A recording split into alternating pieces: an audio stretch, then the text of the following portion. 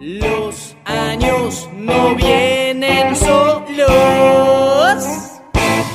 Tenemos a un invitado súper especial que queremos ya está ahí. presentarlo. Claro, Claro. Vos hablas de galanazos y aparece el invitado. No me digas. Claro. Claro, Vamos está esperando. a presentar al próximo invitado. A ver Qué si bueno. Gonza está atento. Director de RAE, Argentina al Mundo, Radiodifusión Argentina al Exterior y radioaficionado fundador de Los Vergara. Conductor junto a Ingrid Beck de Bichos de Radio, diexista, productor y conductor de radio y TV. Chascomunense por adopción, hacker radiofónico, hincha de Boca. Tuvo una disquería en el barrio histórico de Colonia del Sacramento y solo hace asado con leña. En radio, trabajó con Héctor Larrea y Juan Alberto Badía, y con 10 más. Los años no vienen solos. Bueno, qué presentación, ¿no? Lindo. Qué presentación, qué linda presentación. Tenemos a Adrián Corol en línea. A ver si nos escucha. Por supuesto que sí. Buenos días, chicas, ¿cómo están? Muy contento Buen de escucharlas. día. Buen día, Adrián Corol. Nosotras muy contentas y agradecidas de que estés con nosotras en este programa que dimos en llamar Los años no vienen solos. Está muy bien, por suerte, no vienen solos, y además escuchaba recién los comentarios que hacían sobre la historia de la radio en estos días, en estas horas que el mundo más que nunca es una radio con los 100 años de Radiodifusión Argentina. Recordaron a las dos carátulas, allí está Nora Masi, las dos carátulas cumplió 70 años este año y sigue estando, como decían ustedes en la radio, me hicieron acordar de Tarzanito, de Robito, ¿no? De Tarzanito. Robito, exactamente, claro, Robito. Y un dato interesante que es que Oscar Casco, que lo nombraban por ahí, mamarrachito mío, el hijo de él, que se llama Adrián Goizueta, que es un músico y un guitarrista, compuso sin saberlo una cortina de identificación de una radio también, o sea que también es un bicho de radio su hijo, que es un gran músico, Adrián Goizueta, o sea que escuchaba y me iba acordando e hilando estos datos que hacen a la historia de la radio, que es la historia de nuestro país y por qué no del mundo. Es hermosa además, ¿no es cierto, Adrián? Es una historia hermosa.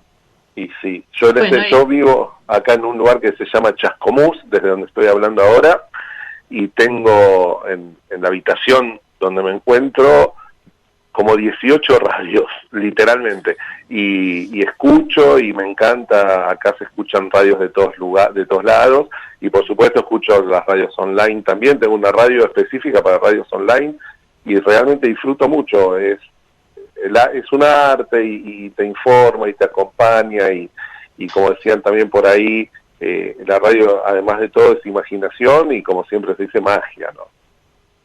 Sí. Vos sabés que nos gustaría que le cuentes a los oyentes cómo empezó tu pasión por la radio, porque estuvimos investigando y estudiando, Adrián, y yo tengo entendido que descubriste la radio como radioaficionado también a los 14 años, ¿puede ser? Sí, en realidad por supuesto la conocía de antes, porque en casa había, como en todas las casas, y estaba esa radio que uno escuchaba algún partido con la radio bajo la almohada, la expica con su funda de cuero, que uno cierra los ojos y adivina el perfume de esa funda de cuero también, y a los 14, Te enamoraste de la radio, vos fíjate cómo... Sí. Sos un enamorado de la radio. Sí, y así en mi primera adolescencia, épocas muy oscuras y muy difíciles en nuestro país, estamos hablando de los años de la dictadura cívico-militar, ya Radio Colonia no alcanzaba para escuchar lo que pasaba, hay más informaciones para este boletín que escuchaba mi papá, entonces un tío le dijo, mira, si te conseguís una radio de onda corta, vas a escuchar noticias de lo que pasa en Argentina que pasan en las radios de otros países, porque acá no está todo censurado. Y mi viejo consiguió una radio de onda corta, y la primera noche que la trajo, me acuerdo, yo agarré y se la pedí prestada, digamos, y te podría decir que todavía no se la devolví, porque desde entonces, claro, empecé a escuchar, y en ese momento no había internet, por supuesto, y cuando vos escuchabas las radios de todo el mundo, transmitían muchas de ellas en castellano, con transmisiones para América Latina, donde de repente en Radio Nederland escuchabas hablar de Mercedes Sosa o de las Madres de Plaza de Mayo, o Julio Cortázar escribía un radioteatro para la Deutsche Welle de Alemania, y todos esos bagajes de información, de música, de voces de exiliados, de enterarte de lo que pasaba a 10 cuadras de tu casa escuchando una radio por ahí de Suecia, me fue abriendo la cabeza y formando y dándome la posibilidad de dar la vuelta al mundo sin salir de mi habitación. Y ahí arrancó todo, escuchando radios del mundo, colgando como los locos de la azotea, por supuesto, antenas y cables en las terrazas, y de ahí bueno, me hice radioaficionado, también con autorización de mis padres, porque todavía era menor de edad, es decir, di un examen, me dieron una licencia para poder transmitir y comunicarme con radioaficionados de todo el mundo, y así empezó. ¿Y qué significa ser un bicho de radio para vos? Tener una forma de vida. La radio creo que es una manera de vivir. En el caso mío, pienso casi todo en términos de radio, de sonido, ¿viste? Tal vez tengo más desarrollada la escucha que otros sentidos, y de repente estoy viendo imágenes con lo que escucho, es decir, me dibujo esas imágenes al oído, a través de la música, a través de las palabras, también de los silencios, y ser un bicho de radio para mí es eso, con el agregado de que a mí, por esto mismo que contaba, me interesa tanto los contenidos, la información, esta curiosidad, como la pata tecnológica, ir haber acompañado. Yo, mis primeras comunicaciones por la radio eran con una máquina de escribir, tecleando en la cocina de casa, y hoy me comunico por Zoom, digamos, por WhatsApp, digo, ir acompañando todos esos cambios y avances tecnológicos, y con una radio que siempre está presente, ¿no? O sea, de aquellas radios chiquitas y valvulares a estas radios online y demás, la cosa indica que la radio sigue viva, y entonces, bueno, mientras uno esté vivo, habrá radio, y eso está muy bueno, ¿no? Te hago una pregunta, Adrián. Sí. Adrián, ¿hay locos de la azotea hoy para vos? ¿Vos serías un loco de la azotea? Sí, hay muchos locos de la azotea. ¿Por qué? Ese es otro lindo ejercicio para cuando uno pueda salir, sobre todo en los lugares donde por ahí la pandemia lo permite un poco más. Miren para arriba, con cuidado de no caerse. Miren las azoteas, miren las terrazas de los edificios y de las casas, y van a ver que hay antenas. O sea, y esas antenas, muchas de ellas, algunas por supuesto serán comerciales o de servicios de televisión, pero hay antenas que son distintas, más grandes, más chicas, gente que las arma y las cuelga con amigos, o algún audaz que se sube a alguna torre. En la Argentina podemos decir que hay unos 20.000 radioaficionados, hay 3 millones de radioaficionados y radioaficionadas en el mundo. Digo radioaficionadas porque, por ejemplo, en Chile hay un club donde únicamente son radioaficionadas, y la verdad que cada vez hay más mujeres también en esta actividad, que pese al paso del tiempo y a los avatares, a veces más, a veces menos, siempre hay. En esta época de pandemia hay un montón de gente que después de muchos años ha vuelto a comunicarse por radio, a ser radioaficionada. Entonces yo creo que Los Locos de la Azotea, en su cuestión literal, tiene que ver, claro, con esta pasión que tenían y tenemos también todos los que estamos en el mundo de la radioafición, de experimentar con nuestras antenas.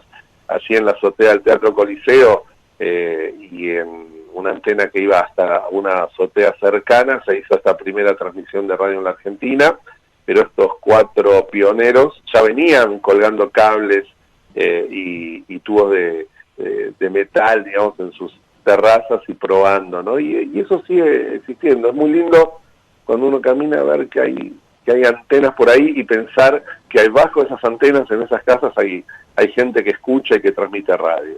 Voy a mirar para arriba, Adrián, te prometo que voy a empezar a mirar cuando salga. Adrián, ¿sabes qué te quería? Sí. Decime. Te quería preguntar algo, porque yo sé que a vos te gusta mucho la historia de la radio, ¿sí? Y que sabés acerca de cómo transcurrió, ¿no?, la vida después de Los Locos de la Azotea, por ejemplo, de Susini, ¿no? Que tuvieron toda una carrera importante en los medios de comunicación. Ahora, me gustaría que le cuentes a la gente, esa primera transmisión, ¿se escuchó? Porque yo estuve leyendo que la escucharon 100 personas, pero también te escuché a vos decir que no había equipos de radio para escuchar. Claro, no había forma que la escuchen 100 personas acá, ¿no? Literalmente. ¿Por qué? Lo voy a tratar, hay una cuestión técnica, y es que los transmisores eran de un sistema y las radios que había acá eran las famosas radios a galena, y la radio a galena, para la potencia que tuvo la primera transmisión, tenía que estar ubicada a 200 metros del Coliseo. Esto quiere decir que los únicos que con radio a galena lo hubiesen podido escuchar dentro de nuestro país tenían que estar a 200 metros de la antena ahí en el Coliseo. Los que sí podían escucharla tenían que tener receptores militares, que ya no eran a galena, sino que eran valvulares con otras antenas y demás, entre ellos algunos radioaficionados que acompañaban esta experiencia, pero por supuesto eran muy pocos, y eran estaciones por ahí militares, o algún barco también. Hay algún reporte de que algún barco en aguas cercanas a Brasil pudo haber escuchado. Eso es más probable. Y el otro dato es que efectivamente hubo una compra previa para esta primera transmisión, para importar radios para que se pudiera escuchar un poco más allá, pero estos equipos llegaron al otro día, llegaron el día 28 de agosto al puerto de Buenos Aires, o sea que no estaban disponibles para la primera transmisión. Qué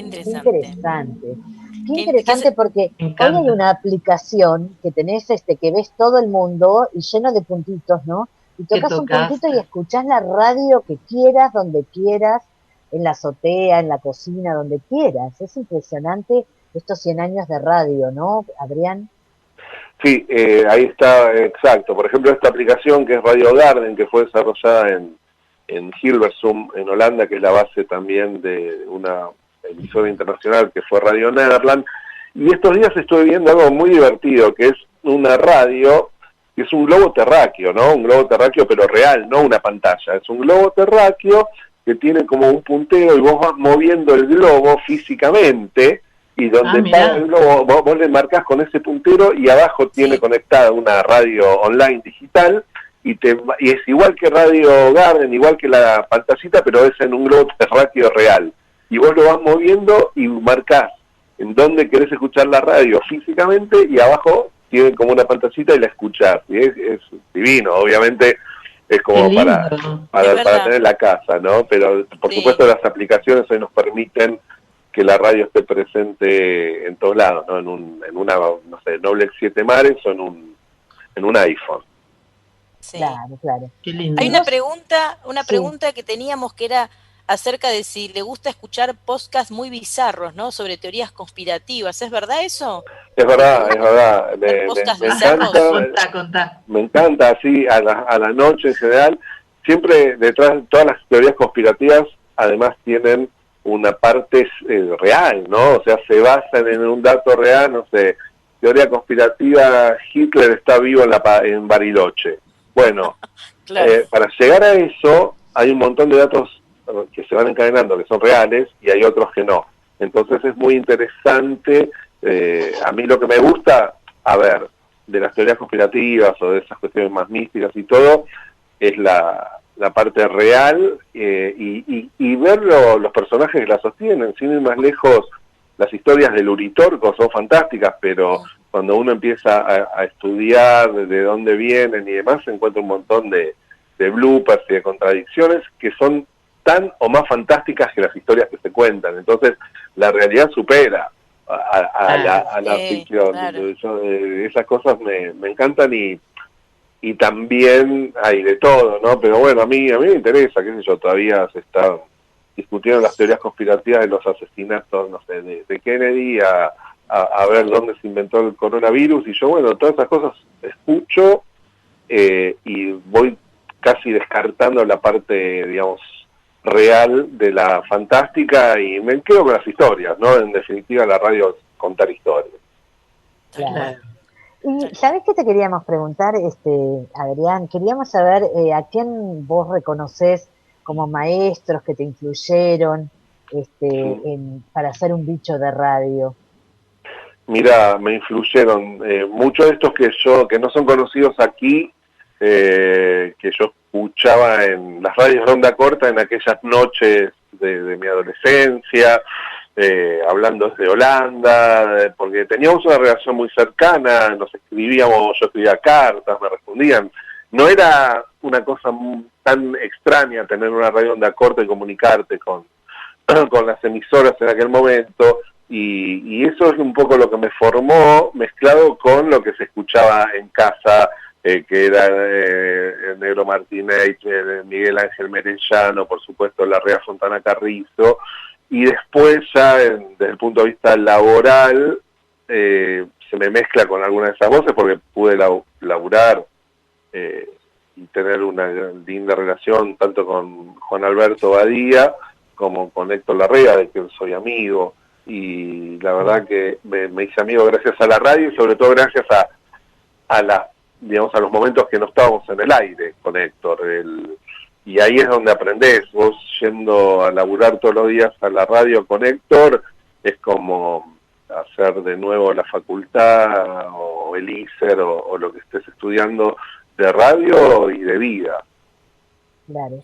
Y además estos personajes que vos estás mencionando, ¿no? Como Carrizo, Larrea, Cacho Fontana, en realidad empezaron desde muy chiquitos como vos y no estudiaron porque no había formación en aquellas épocas. Claro, después tuvieron en algunos casos sus carnets de locutores, algunos de ellos, pero es verdad que había mucha cuestión de autodidacta. Bueno, la radio, esta primera radio de Los Locos de la Azotea, digamos, nace al margen de la ley. No había una ley de radio, de radiodifusión, que cobijara esta transmisión. Entonces podemos decir que la primera transmisión de radio en Argentina fue una radio trucha. Lo que pasa que después se armó toda una sociedad y más, y estos no tenían fines comerciales. O sea, ellos tenían un fin experimental y demás. Ahora, como suele ocurrir, cuando vos no tenés fines comerciales, terminaron con un emporio, algunos de ellos, que se vendió en $200 millones. Sí. Sí. Sí. Estuvimos investigando, ¿no? Que uno de ellos se dedicó al cine, ¿no? En realidad dos se dedicaban, cine, ¿no? Sí, hay dos que se dedicaban al cine, el con mayor, digamos, repercusión, porque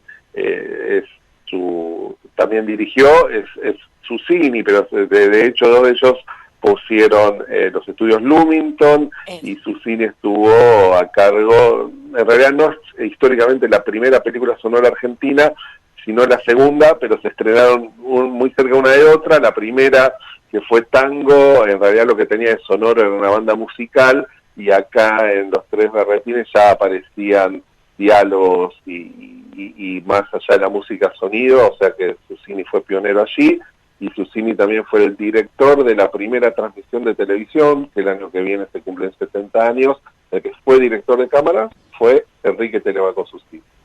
Claro. Qué persona tan curiosas, ¿no? Porque eran estudiantes de medicina, pero les gustaba la radiofonía y les gustaba compartir. Mirá, en ese momento ya pensaban en compartir, ¿no? Cultura, en compartir conocimientos, ¿no? Pero a lo mejor es lo que más les gustaba, porque en esa época era la época de mi hijo el doctor, entonces un poco era como por antonomasia había que estudiar medicina, pero a lo mejor el placer pasaba por lo radiofónico. También, vos sabés que Telemaco Susini era otorrinolaringólogo, y bueno, eso también influyó en la primera transmisión. El micrófono que se utiliza para Parsifal es en realidad un dispositivo de lo que sería un audífono hoy para hipoacúsicos y demás, que se utilizaba en esa época, y lo colgaron de un palco gracias a esos conocimientos de medicina, y él trató a muchas celebridades, sobre todo durante su estancia en Europa. Yo creo que la vida de los locos de la azotea en general y la de Enrique Telemaco Susini en particular sería bueno incorporarla en los planes de estudio. Hoy cuando están en boga y en moda están palabras como emprendedor y demás, hay que tener en cuenta que estos locos de la azotea lo fueron en serio, no, digamos, claro, lo fueron en serio y fueron más que eso pioneros, ¿no? Porque Susini es un tipo, inventa la radio de alguna manera y después no se queda ahí, después se va al cine sonoro y lo inventa y después se va y está en la invención de la televisión. O sea, eso habla más de un pionero que de un tipo que se aferra a su propia invención y se queda ahí. Claro. claro. No solo contagiaron la imaginación en el oyente con esta herramienta o este instrumento que es la radio, sino que ellos tenían una imaginación impresionante que podían ver a futuro, ¿no? Y Exacto. podían crear semejantes artefactos. Sí, a raíz de esto te pregunto, Adrián, se estuvo escuchando o se escucha por ahí a veces que la radio tiende a desaparecer en detrimento de los medios visuales. ¿A vos qué te parece? Porque evoluciona tanto. No, hay una cuestión fisiológica, digamos, vos podés cerrar los ojos pero no podés cerrar los oídos, es decir, siempre estamos escuchando, pero siendo un poco más a lo comunicacional y demás. La radio, mirá lo que te decía recién, los receptores para escuchar la primera transmisión llegaron al día siguiente, o sea, ya desde hace 100 años se puede decir que se anuncia el fin de la radio, pero fíjate vos lo de Susini, claro. Él estuvo en cine, el cine sonoro no pudo con la radio, de hecho se nutrió el cine de los artistas de la radio, la televisión, la primera televisión también, pero la radio está, yo creo que hoy lo que puede cambiar es la tecnología. Hoy, ¿cuánta gente ve televisión de aire? ¿Entendés? Cada vez menos, o sea, se ven partidos, cada vez menos, o sea, las pantallas, pero estás viendo todo el día una pantalla del teléfono, de la compu, de Netflix o de lo que fuere, y son otras maneras, y con la radio va pasando lo mismo, o sea, si bien todavía el sonido o el mayor dispositivo para escuchar sonido sigue siendo la vieja y querida radio, cada vez más van creciendo y sobre todo en determinado público la escucha de sonido de radios online, de podcast, de otro tipo on demand, de otro tipo de documentales sonoros y demás, pero todo eso se emparenta. Lo que se llama radio de autor, ¿no? Adrián Corol, radio de autor se le llama, ¿no? Como que las personas ahora eligen el menú que quieren escuchar. Claro, vos, por ejemplo, hace muchos años ya, por ejemplo, la BBC tiene un sistema que se llama BBC Play, que vos agarrás en tu teléfono y te vas arrastrando lo que querés escuchar. Bueno, ahora quiero escuchar este programa, de este programa quiero escuchar solamente esta entrevista. A esta hora hay algo en vivo que lo quiero escuchar en vivo, esto que es grabado de hace un año lo quiero escuchar después me pongo la música y te armas todo en tu pantalla de teléfono, lo que querés escuchar y lo podés programar, inclusive las cosas en vivo y demás.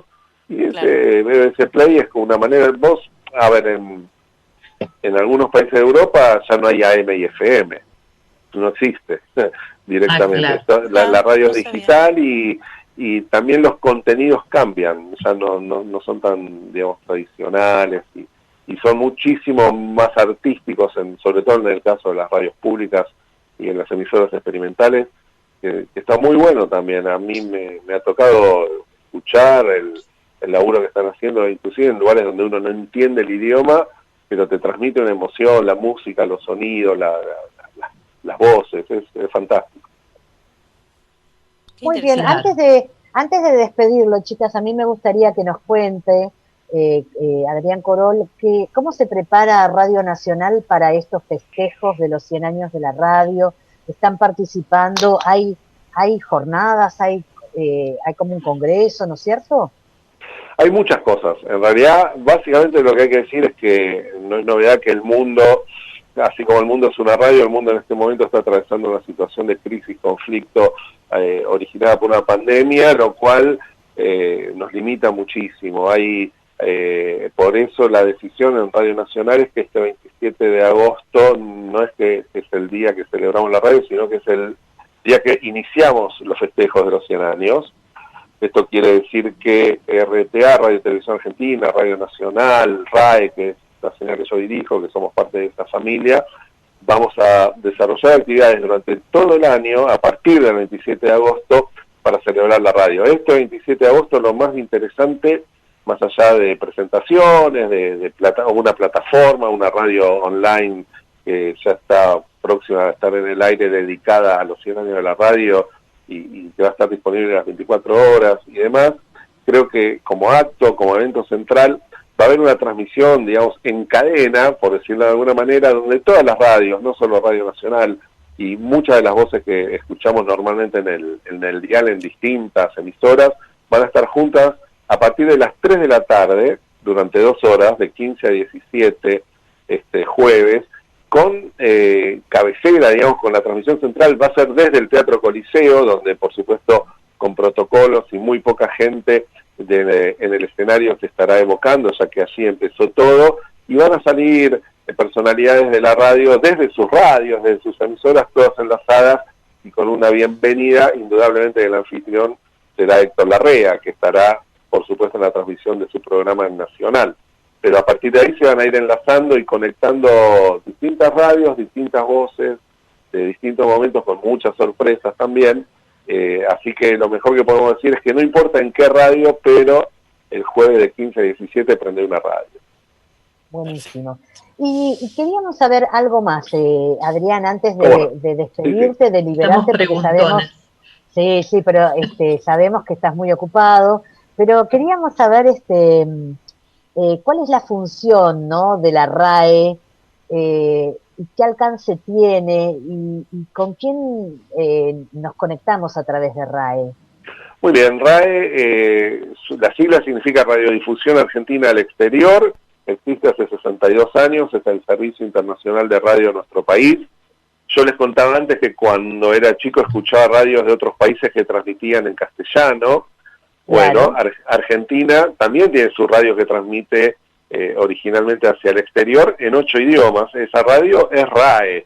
Nosotros por ahí estamos acostumbrados dentro del país a escuchar cuando hay cadena nacional que dicen transmite y Radiodifusión Argentina al Exterior, y no sabemos, por ejemplo, que en RAE todos los días se generan contenidos en castellano, en portugués, en italiano, en alemán, en inglés, en francés, en japonés y en chino, y que es realmente increíble la cantidad de material, la difusión de nuestra música, nuestra historia, contenidos que tienen que ver con el día a día, contando un poco al mundo lo que pasa aquí en Argentina, o nuestra mirada también sobre lo que pasa en otros lugares. Pensamos también en una gran audiencia de gente dentro de nuestro país, o que son extranjeros, o descendientes, o gente que está estudiando idiomas y a través de RAE practica con material y con noticias de Argentina, y por supuesto también en argentinos y argentinas que están en otros países, con muchos espacios para ellos, y esto lo escuchan por supuesto también online, en podcast, en radios de otros países que retransmiten algunos programas nuestros, y también en la radio de onda corta. Seguimos transmitiendo todas las noches en cada uno de los idiomas en un horario determinado, y nos llegan, no sé, ahora por los 100 años, por ejemplo, el otro día tenía un mensaje de un oyente en Nueva Delhi, en la India, o sea, más allá de los lugares típicos, como tenemos, no sé, muchísima audiencia en Alemania o en Japón, ni hablar en China, programas podcast nuestros de difusión del folclore han tenido, hay uno, no sé, sobre el Puchi Leguizamón que tuvo 83.000 descargas. Yo no puedo creer eso, ¿no? Sí, porque además una cosa es la Negra Sosa y otra cosa es el Puchi Leguizamón, que está nuestro, ¿no? Que tenga tantas descargas en China. Qué cosa tan loca, ¿no? Tan rara. Bueno, es genial. Nosotros pensamos, mira, a mí me invitaron los chinos de Radio Internacional de China a conocer Beijing, entonces yo más o menos dije, bueno, acá seguramente los contenidos que más van a aprender, como pasa en Japón, y uno imagina, es el tango. Ya de por sí la erré, porque está bien, con el tango todo bien, pero ya lo tienen bastante junado, y se engancharon más con el folclore, y con la negra se engancharon, pero indudablemente les llamó mucho más la atención el Puchi, porque hicimos micros de folclore de todo, de del Nuevo Cancionero, de La Negra, de Atahualpa, de Cafrune, pero de los más cercanos también, y la mayor cantidad de descargas fueron del Cucho, y por eso nosotros tratamos de no hacer una radio for export, sino más bien de ser una radio que refleje fielmente a nuestro país, y para eso hay que meterse un poco en los lugares y a darle al federalismo también una vidriera global. Qué apasionante, qué lindo laburo, qué lindo trabajo ese, me encanta. Y está buenísimo. Chicas, qué hombre tan curioso, ¿no? Porque le gusta la historia, formado, la radio, el folclore, porque uno imaginaría que Adrián escucharía más rock que folclore, ¿no? No, le voy a contar un dato que por ahí creo que estaba en la presentación. Yo tuve una disquería en Colonia del Sacramento dedicada pura y exclusivamente a la música uruguaya, y lo que más me gusta es la música uruguaya, lo que más. Mira, bueno. Y eso es lo que recibí en mi casa también.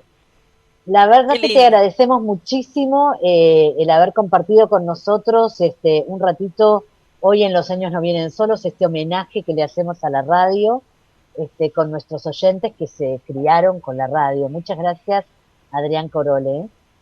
Muchas gracias a ustedes, Judith, Moni, Patricia. Los años no vienen solos. Un beso grande, también un abrazo a toda la gente que está escuchando, y por supuesto, la radio tampoco viene sola. Que estén bien. Claro. Muchas gracias, Adrián. Un placer, muchas gracias. Igualmente. Los años no vienen solos.